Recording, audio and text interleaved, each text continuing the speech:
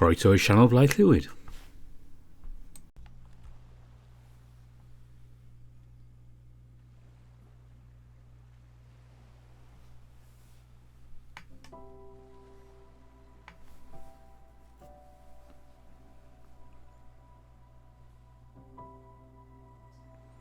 Welcome back to Adastra.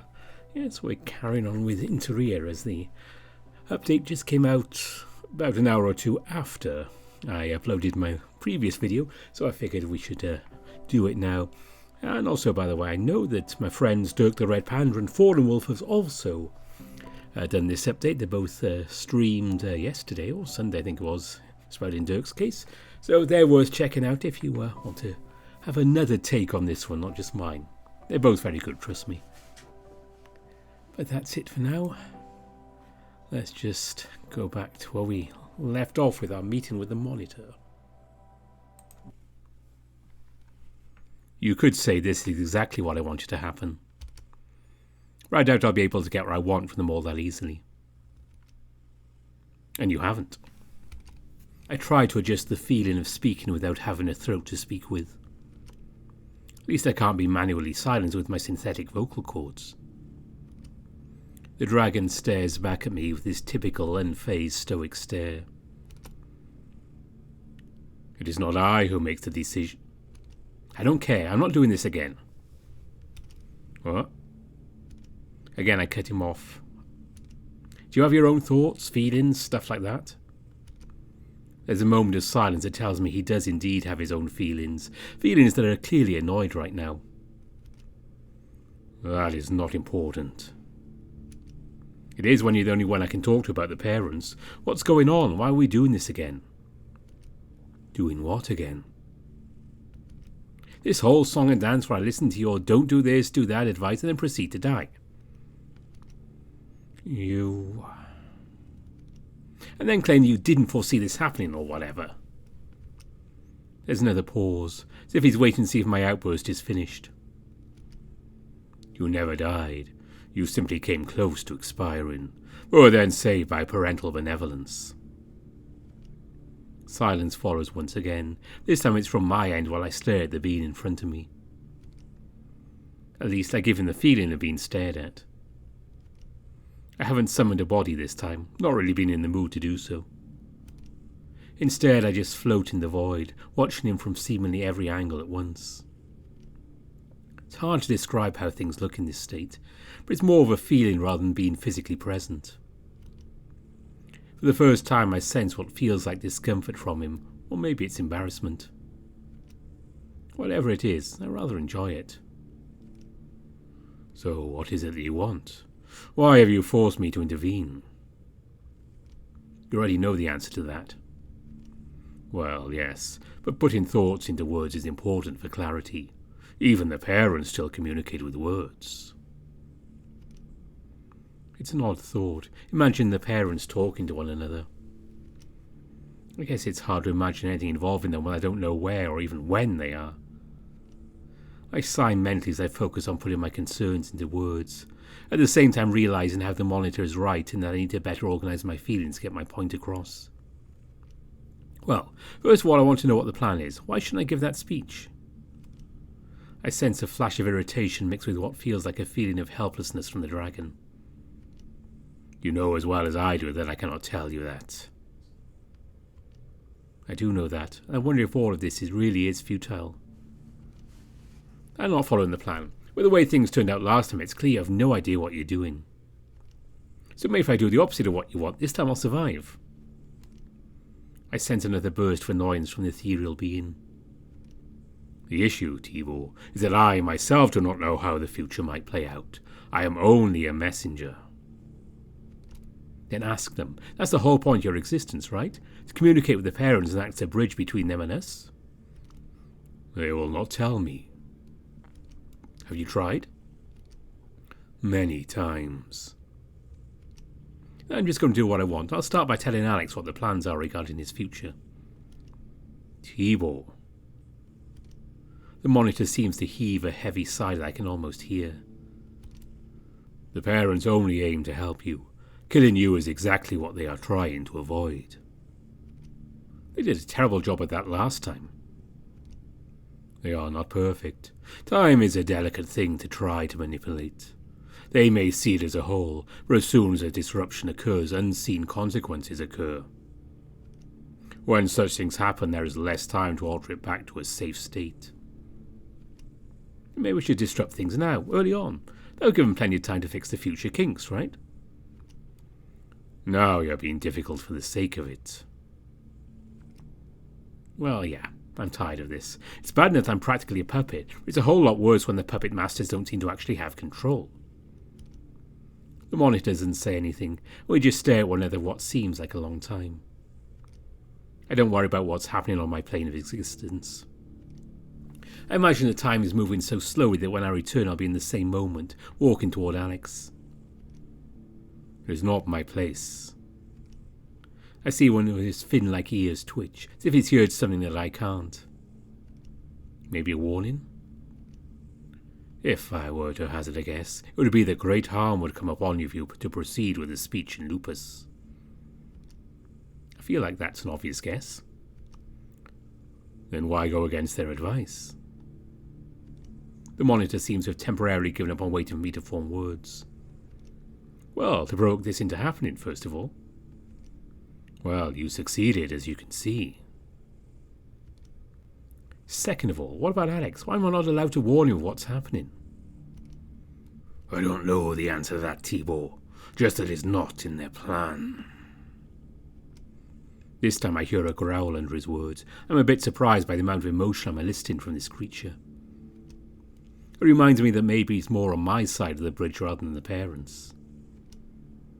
I thought the parents value life above all else. Well, not if that life is a threat to a greater quantity of life. It took control of my voice. I should at least have the freedom to say what I want. The monitor closes his eyes in a way that tells me he's finally receiving direct communication. And risk jeopardizing the millennia-long mission you're integral to. Its voice is cold and flat. Finally, I feel fully defeated. Powerless like I felt ever since Amicus kidnapped me from my bedroom in Rome. I am just a puppet. If that's the case, it's hard to understand why I'm involved in any of this at all. The monitor opens his eyes and stares back at me, and I see what almost looks like sympathy.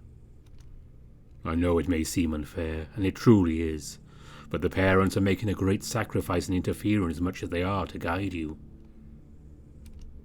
That annoys me quite a bit, especially since it feels like I'm the one doing their dirty work. Yeah, seems like they're giving up a lot. They are. They wish not to do such things to a sapient, but you were chosen for this, and if you listen to their advice, things will be much easier. I shake my imaginary head. Yeah, fine. I will warn Alex about what's going to happen to him. Give me your word that you're not going to allow him to be executed, and I'll do what they want. It is not my... Then fucking ask. The monitor raises a brow, then sighs heavily again, closing his eyes. There are a few seconds of silence before he opens them again. You have their word. Now, continue your mission. I only have a moment to feel some surprise how quickly they give in, where everything around me disappears.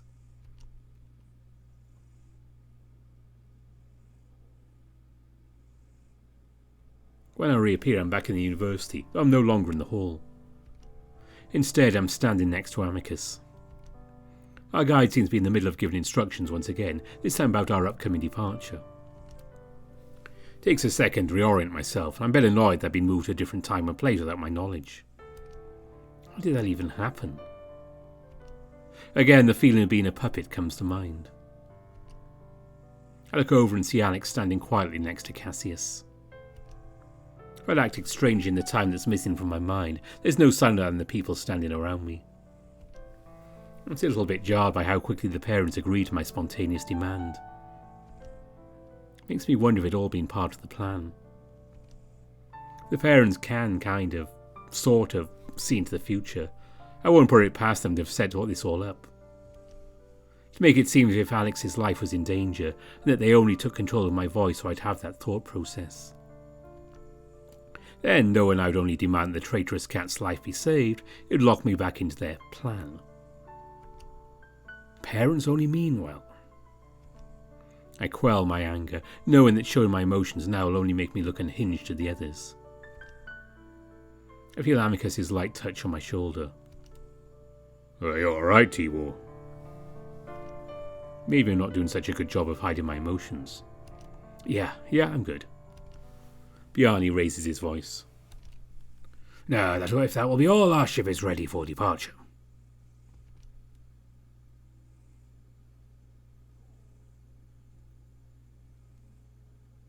The dragon feels his being loosened with relief following the human's departure. It only lasts a few seconds before he turns his irritation on the entities in the plane above him. That was excruciating. The void answers with silence. I know you're listening. If I were you, I'd consider answering at least some of his questions. I doubt this will be the last time he tries this. Well, I'm sure you do, but your failure to keep him safe during his previous directive has left him full of mistrust, and rightfully so, I might add. Yes, you only mean well. My own patience wears thin when I'm made to involve other sapiens in your games. Oh, I am fully loyal to you and the plan. I'm simply warning you the next time I will not vouch for your benevolence. But consider revealing more to your children rather than just relying on blind faith and obedience.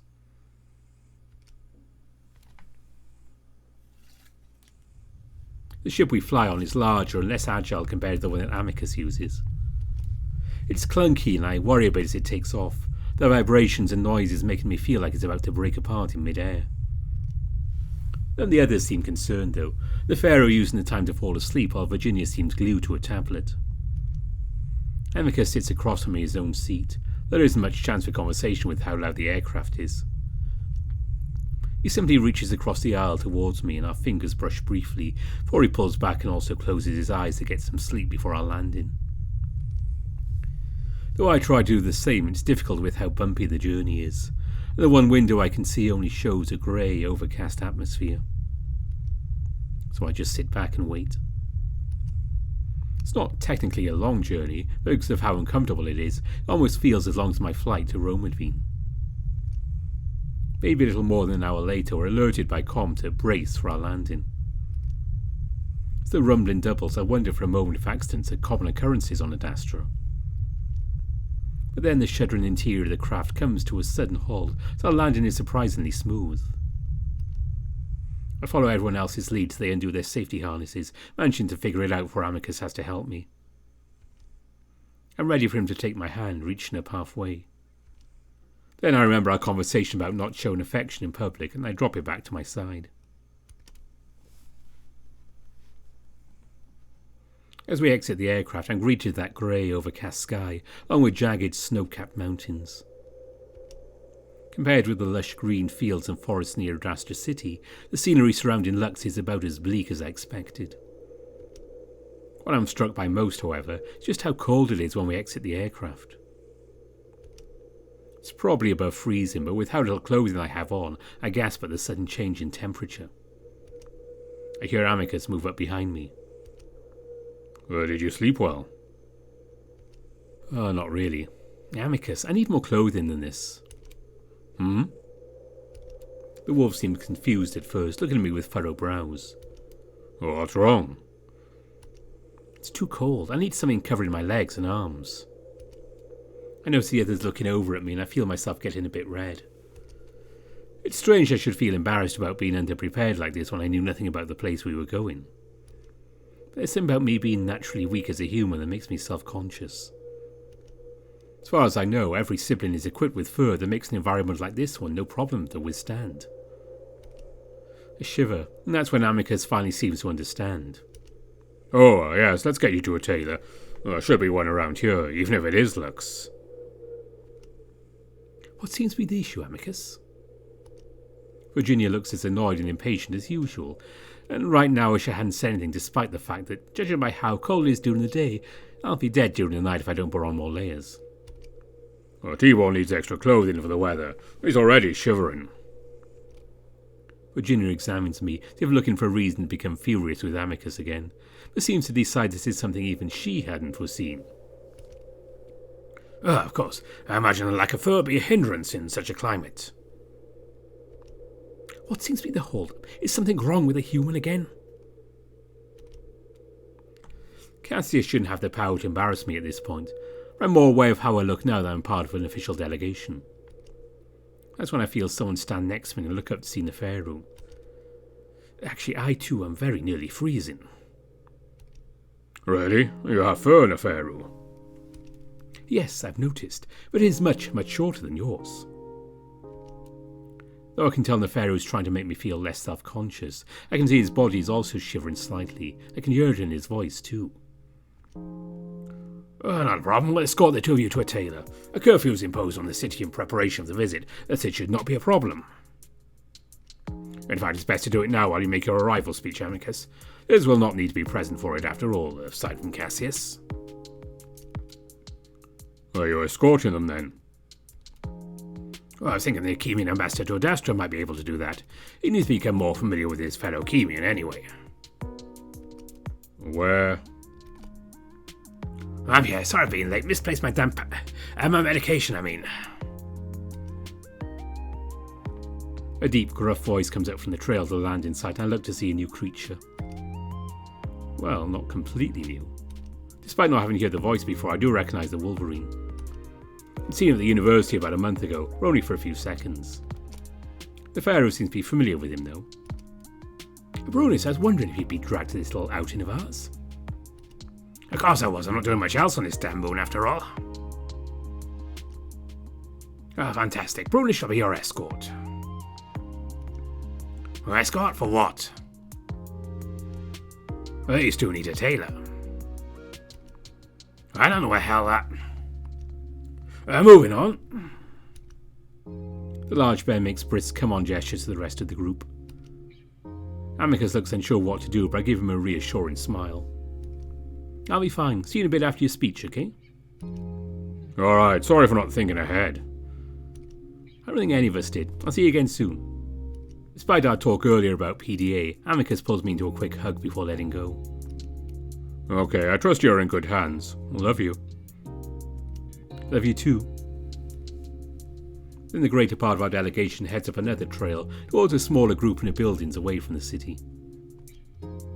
What the hell? I didn't know where anything is in this city except the restaurant I went to for lunch. And by the way, that was the blandest meal I've ever had.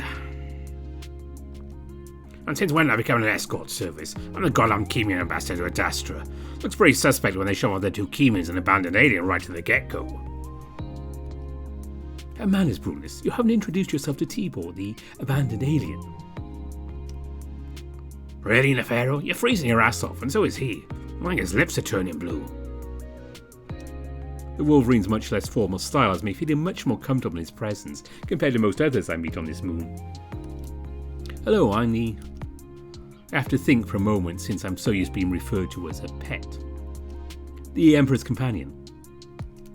Well, nice meeting you. Ready here do I am, eh? Anyway, let's get you some warmth. Tibor, you need to find shelter. You look to be on the verge of hypothermia. I shake my head as I stomp my sandal-clad feet. I'll be good once we start moving. Right, let's get a move on then. I do start feeling a little bit better as I copy the quick pace of my two furry companions, feeling more numb than cold as we enter the seemingly deserted city.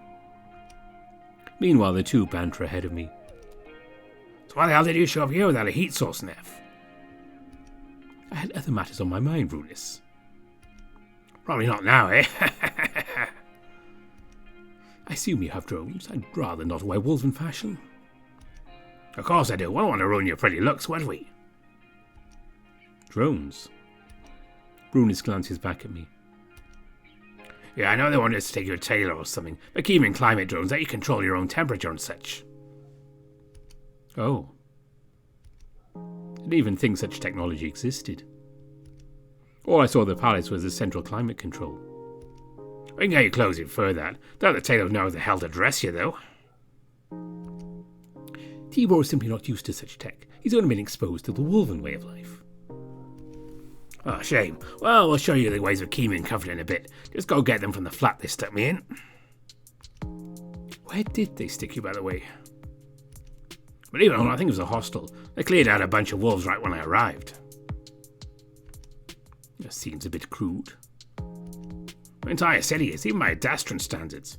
I'm pretty sure I walked by a fucking public whipping before curfew kicked in. That makes me feel a bit on edge. Why doesn't surprise me, I'd been sheltered by the palace since I got here. As much as they could be called a shelter anyway. I've never really been exposed to the wolfen way of life. Brunis lowers his voice. I mean, they're practically barbarians, the Pharaoh. I don't say that, Brunis. Besides, this area is particularly disadvantaged politically and economically. The Pharaoh's tone is quiet but stern. I know, it's just weird seeing it in person, you know? You also seem to keep forgetting the Emperor's companion is with us. Brunis looks back at me. Oh yeah, sorry. You're the Wolf Emperor, right? I don't know what he means by with. I assume it's a lot considering it's fairly common knowledge. I clear my throat. Yeah, but you don't have to censor yourself in front of me. Brunis laughs. Well, it is my job to be delicate in front of important people, and I would consider you to be just that. I haven't known you for very long, Brunis, but delicate isn't how I describe anything you do. Why is that, Neferu? Because you're so... Neferu waves a paw lazily in Brunis' general direction. Well, you. What? Because I don't do things the traditional way? I did go to Sabite just like you, Neferu. I'm pretty sure I got higher marks, too. Academia isn't quite the same as a real-world application. Yeah, and I've led a few dozen negotiations resulting in some of the most important galactic treaties being signed. The conversation's sudden turn from friendly to tense is a bit jarring. It's clearly about a lot more than Brunis' delicacy, and I wonder if this was already a point of contention between them. But as important as this? Brunis is quiet for a moment. You think your brother is trying to fuck this up for you, huh? I kinda wish we'd just gone to a tailor. Being inside someplace warm and fussed over by another wolf is preferable to being alone with these two bickering Khemians. I did not say. Oh, you said it. You more than said it. You don't think I'm fit for the job, then just tell your boss. I'll gladly resign. Did you not want this job? I want it. I've trained my entire life for it. If my own fellow Khemian doesn't want me here, then that's a piss-poor start, don't you think? Silence really drags on now as we turn onto a street that's as empty as the last. I occasionally catch sight of wolves peering from windows or balconies. They quickly disappear as soon as I look up. Haven't you been here a few months, Brunis? Seems like you two are only just meeting. I feel the awkward silence, wanting to make myself more a part of the conversation rather than being a reluctant eavesdropper. Yeah, well, negotiations got delayed on the Khemia side, and I got shipped out here to be part of this whole, I don't know, whatever the hell this is. It's the first time we've spoken in weeks. We spoke through the portal several times, Brunis. Well, you've been a bit more blunt about how you felt about me. I was simply asking a question. You're as informal as they come, and I just find it surprising that you were chosen.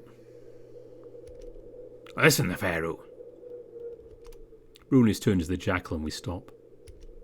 Yeah, I'm here for a reason. I'm a political statement. I'm a reminder, a scarf the wolves to think about while they negotiate. Now I'm focusing more on those scars and prosthetic arm, I'm suddenly realising who this might be and where he might come from. But I'm also damn good at my job. I'll be honest when I say you're not very good at yours. The Pharaoh noticeably bristles, which is what surprises me most about all of this. It's very, very hard to get into Neferu's skin. I can count on one hand the number of times I've seen it happen. I feel bad for Neferu, but it did provoke this argument, and I guess Khemians are supposed to be blunt.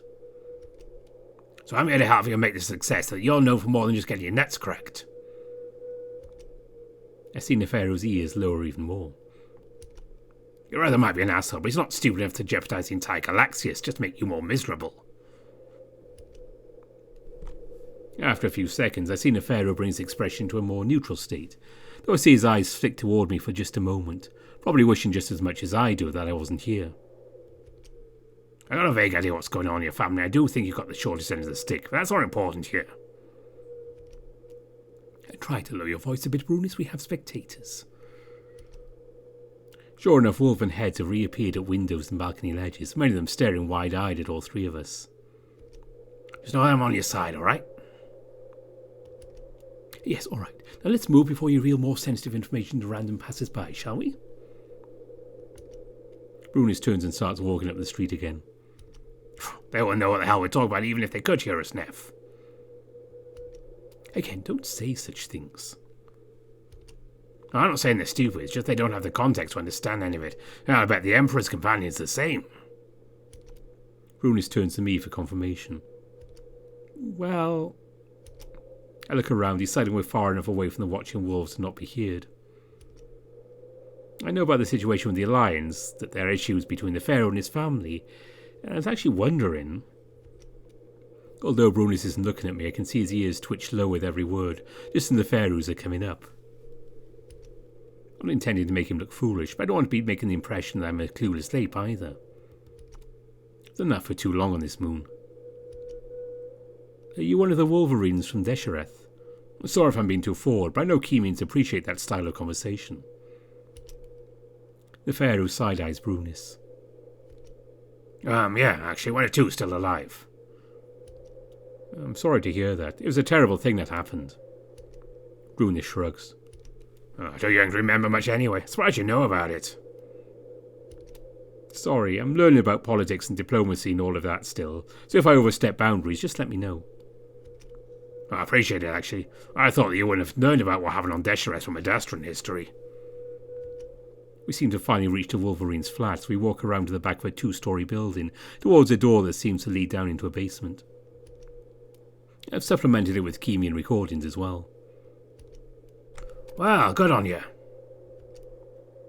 We don't even enter the build as he rummages around in some metal crates right at the entrance for activating black, dome-shaped drones that float above us.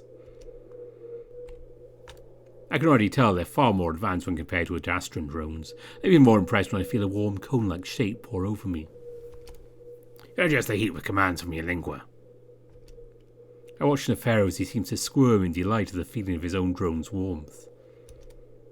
So, is this where we're going to be staying? They both laugh. I know you'll have your own living space with the Emperor, likely far outside the city. Oh shit. Speaking of, I think Amicus's Pugnu match is going to start soon. Well, let's pick up the pace and get to the amphitheatre. I feel the uneasiness return. Already, don't we have meetings and speeches to do or something? I know, this is what the city cares about most. If Amicus beats their champion, their only desire for representation will be destroyed. I honestly hope that Amicus is willing to take a fall for our delegation. I'd rather not happen at all. Yeah, they like this kind of shit. I don't know more about one of those famous Lux riots happening while we're here. Their words don't offer much comfort as we make our way to the city centre, the eyes of the peering wolves seeming to follow us the entire way there.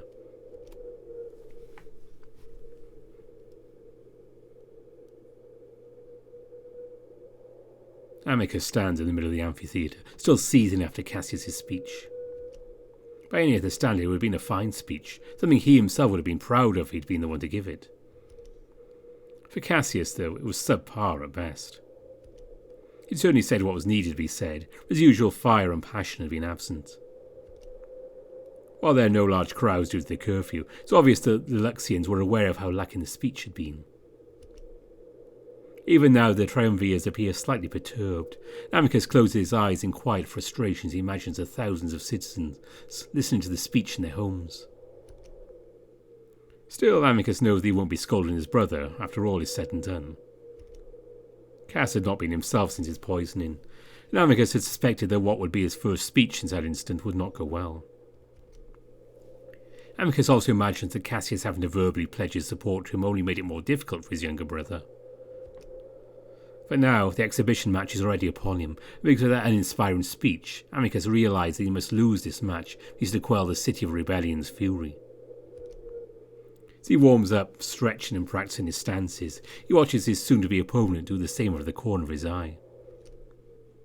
The old wolf, who had been smiling pleasantly off to the side for the duration of the introductory speeches, moves rather smoothly, and Amicus notices his unusual focus on kicks. It's not anything Amicus hasn't come up against in his past matches, There's little doubt that he can easily crush the old man if he caught him in a grapple. But that wolf is a hero, a champion in these lands. Amicus knows the consequences of beating him in front of his own people might very well lead to a sudden, unlawful end of the curfew, followed by a riot that endangered the entire delegation. Amicus glances over to where said delegation is seated. He's a bit startled to see Tibor settling down to watch. While he would prefer that his human not see this match, it still fills him with a burst of energy, intending to show him how physically capable he is.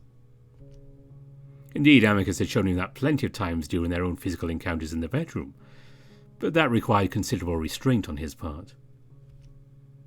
As Amicus straightens up, breathing evenly, the old wolf disrobes and finally steps forward to greet his emperor. Amicus already knows him to be Magister, the unusual name having been given to him later in life, indicative of his status amongst the people of Lux. Good day, His Imperial Highness. I am Magus, your chosen opponent for a friendly bout of Pugnu. I'd be honoured if you were to join me in our proud and ancient sport. If you are ready, Your Majesty. Amicus nods his head. The old wolf bows low to the ground, sensing only a genuine feeling of goodwill from the other wolf. Of course, Magus. Shall we assume our positions? Magus answers by falling to an odd stance that seems to emphasise striking over grappling. Amicus squats low toward the ground. Their styles seem to be on opposite ends of the spectrum in Pugnu techniques, but Amicus has dealt with such fighting styles in the past, especially from Cato. He doubts this wolf is able to match that warrior's speed and strength. Deciding to make the first move, Amicus rushes in for a tackle, knowing the takedown would instantly turn the fight in his favour. While he still plans to throw the match, he needs to make it look good. Tibor is watching after all, and maybe his powerful charge will let the old wolf know that his impending win is artificial. His muscle propel his bulk forward. In the back of his mind, Amicus just slightly worries they might accidentally end the match by crushing the old wolf. Ugh! His rush is brought to an instant and jarring halt. The jolt emanating through his core was spreading out to his limbs, making him almost fold in half in midair. Pressure builds in his chest and into his cheeks, which almost humorously swell up before his breath blasts from his muzzle, so hard and fast it makes his lips ripple. Only lasts a few seconds, but Amicus is at least able to understand he'd been viciously kicked in the stomach. So hard, in fact, that Magus's foot had very nearly disappeared into his belly. Somehow his opponent doesn't budge in the least bit as he holds steady against Amicus's much larger bulk, and finally the younger wolf comes back down to land on weak ankles. Amicus then falls up on the floor of the amphitheatre, deafening silence ringing in his ears as he heaves several times, wondering how he'd been affected so badly despite being tensed and ready. He manages to keep calm, waiting for his breathing to return to normal, having experienced similar situations during his sparring matches with his father, and then with Cato. In fact, not since Cato has he felt such breathless agony, for even he had never managed to land such a blow when Amicus had been prepared. The wolf tries not to look toward his delegation, pushing the knowledge from his mind that his human is watching. Finally begins to breathe normally, and manages to pull himself back up to his feet, trying to muster back up his will to fight out having it knocked from him. The older wolf had been slowly moving back and forth in a half circle in front of Amicus, making himself look busy, clearly avoiding a possible grappling situation. Humiliation of the first blow warms Amicus's cheeks and ears, his memory leaving his belly feeling hollowed out. Maybe throwing the match isn't the best idea, not after being downed with such ease, knowing this is being broadcast to all of Adastra. Amicus sets his expression to an iron mask of stoic readiness, this time waiting for the old wolf to come to him. Magus does so slowly, and the second he's within reach his foot flies up again. Time slows for Amicus, his eyes flick toward the sudden movement. The wolf knows he's not in the best shape, his training time having been completely swallowed up by imperial duties. Still, some skills never left one's mind after learning them. He's reminded of this as muscle memory kicks in to catch a lightning-quick attack. Instinct takes full control, and Amicus begins to prepare his next attack, one which will bring the fight to the ground where he knows he'll have significant advantage. The man can kick, that's for certain, but even now Amicus can feel his own muscles and strength overcoming anything the older wolf tries to bring against him. His foot is stuck and he isn't getting it free unless Amicus lets him. The younger wolf spots the one foot the other wolf is balanced on, preparing to sweep it from under. Time slows once more. This time Amicus can't do much as the older wolf uses the paw Amicus has given him and swings up the other foot. Both of Amicus's paws are occupied. He only watches as the foot sails his way. Amicus has just enough time to realise it's over when... Amicus's vision flashes white, the foot whipping into his muzzle so hard and fast it isn't hurt at all. Instead, a numbing feeling is left behind as the younger wolf is stunned. Time is still slow, dragging out his defeat longer than he'd like. He has a moment to see his crown flash in a dull sunlight. Amicus decided it's rather appropriate for how badly he'd been beaten. Again, Amicus is hit not with just a wave of pain, with one of familiarity. The feeling of confusion followed by squinting at the sky. It's been a good while since he'd been knocked unconscious, and he doesn't miss the feeling. He does savour it for a moment, though, having enough sense to know that something humiliating is waiting for him on the other side of consciousness. Seeing Magis, Amicus is reminded of what happened and he groans internally. It hadn't been a terribly embarrassing fight. It lasted about as long as an average match, though the kick at the beginning was certainly something that would be hard to live down. It would likely be replayed on the news channels over and over, similar to Nefarious clash with Cato. Sure, he could ban it, that would confirm him to be as humiliated as he feels right now. It's made only worse as Magis approaches and kneels before him. Your Imperial Highness, are you all right? Amicus stares for a moment, trying to judge the other wolf's intentions. That's important now he's sure to become part of their delegation. But again, rather than sensing any malicious intent to further humiliate the younger wolf, Amicus only senses genuine feelings of respect. Quickly the Emperor rights himself, taking his crown from the other man. Thank you. A good spar, Magis. Indeed, your strength was quite formidable. I very nearly lost the match at the end there. Amicus tries to smile through the after-match pleasantries, finally sparing a glance toward Tibor. His expression is hard to read. When he catches Amicus's eye, he gives him a smile. It's tight and concerned, but it still surprises the young wolf. As if he's trying to let Amicus know that it's okay he lost. He's only concerned for his well-being. Still, he can't stop his muzzle from burning slightly, even as he stretches the paw out toward the human, indicating he should join him in the amphitheatre.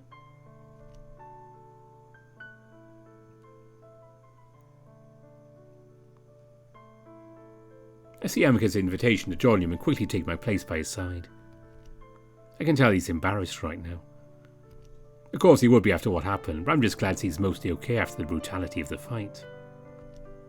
I know him well enough to keep my concerning affections in check for now, instead of letting everyone play it off like nothing happened. The others follow me, introducing themselves one by one to the older wolf. While Virginia had watched the entirety of the fight with hardly an expression, I was a bit surprised to see Cassius lower his eyes when it became clear Amicus was losing. I assumed he might take pleasure in seeing his Emperor brother get trounced, but he just seems to have been made uncomfortable by the whole thing. Meanwhile, Nefarious had watched with an expression that seemed on the verge of disgust, while Brunus visibly cringed and shook his head throughout. As for me, I just feel relieved weakness flooding through my limbs after the surge of adrenaline during the fight. It was a feeling of dread and terror they'd felt a few times, specifically when seeing Amicus and Cato fight. Makes me wonder if I can ever watch another Pugnu match again. Amicus places his heavy paw around my shoulders, grunting slightly as he pulls me into his side and fixes a tight smile on his face. Well, anyway, we're glad to have you as part of our delegation, Magis. Oh, glad to be a part of it. Only regret it was under such circumstances. Amicus shrugs his shoulders quickly. It was under the circumstance of friendly sport that I'm glad to have experienced it. Indeed. Magis smiles pleasantly, despite his brutality in Pugnu reminding me of Cato. Doesn't seem anything like that old wolf. Indeed, luckily the itinerary anticipated your inclusion. The plan should remain the same. Would you like to go over the schedule with me? Oh, definitely. I trust you remember the way to the villa, Amicus. The drone's been instructed to keep anyone from following you and your companion. Of course. Thank you again for the bout, Magis. I look forward to a more formal meeting tomorrow. Amicus nods his head at Magis. I take it as my cue to bow to the old wolf. He responds by making sure to bow lower than me. Yes, until then, Your Highness and his companion. With that, the formalities seem to end. I feel Amicus steer me towards one of the exits to the city square. After we pass under a few archways, along with a few more eyes peering from windows, we emerge into the outskirts of Lux. The cold grey walls give way almost instantly to the rolling hills and jagged mountains of the tundra beyond. I feel Amicus practically deflate against me. I feel a wave of sympathy for my wolf as I realise how much that fight must be weighing on his mind. I raise a hand to touch his bulky, furry arm that's already around me, not saying anything for now, waiting for him to talk if he wants to. He grunts again, rubbing my arm. Well, aren't you nice and warm? He turns his eyes up toward the drone above me. Khemian tech, eh? Yeah, that ambassador, Brunus, gave it to me. Oh, yes. He's an amicable man. Was your time with him pleasant? I shrug.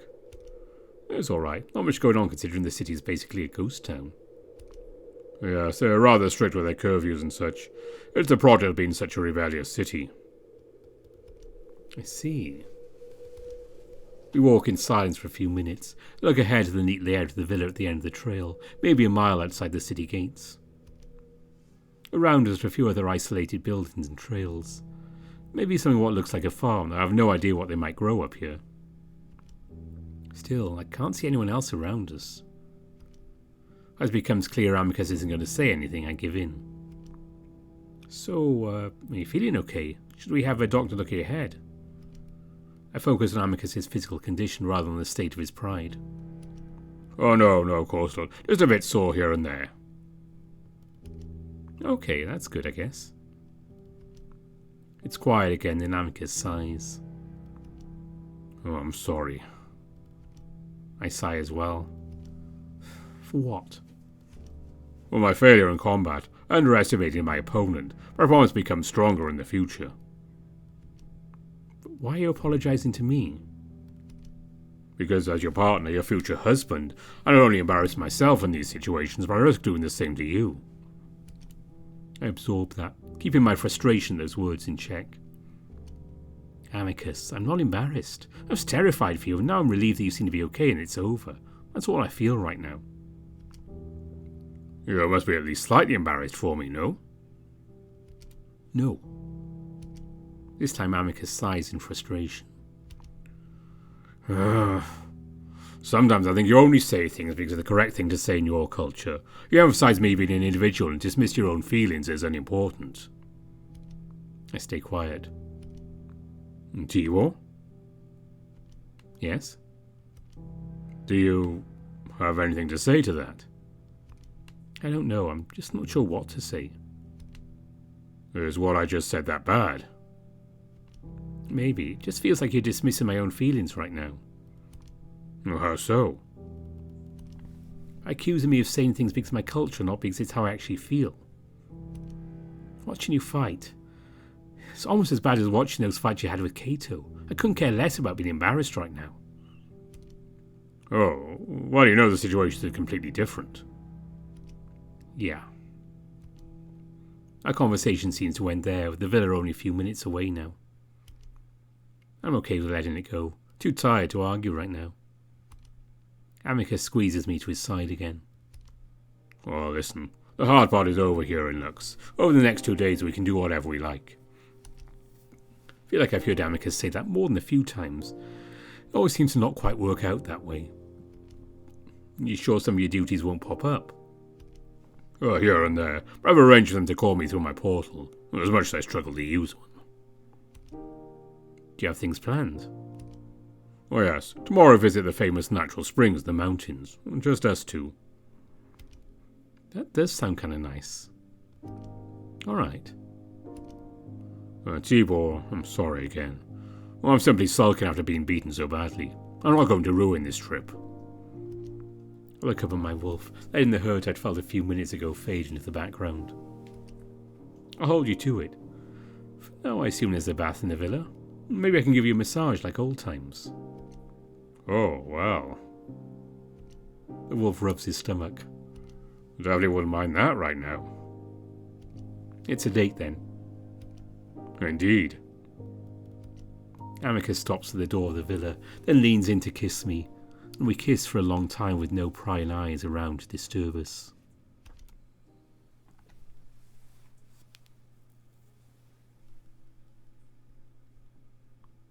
There we go, that was the latest Interea. So I'll just say this, I hope you enjoyed that one. It's nice to get back onto Adastra again. And let's hope they do have a couple of quiet days. I think they deserve it, really.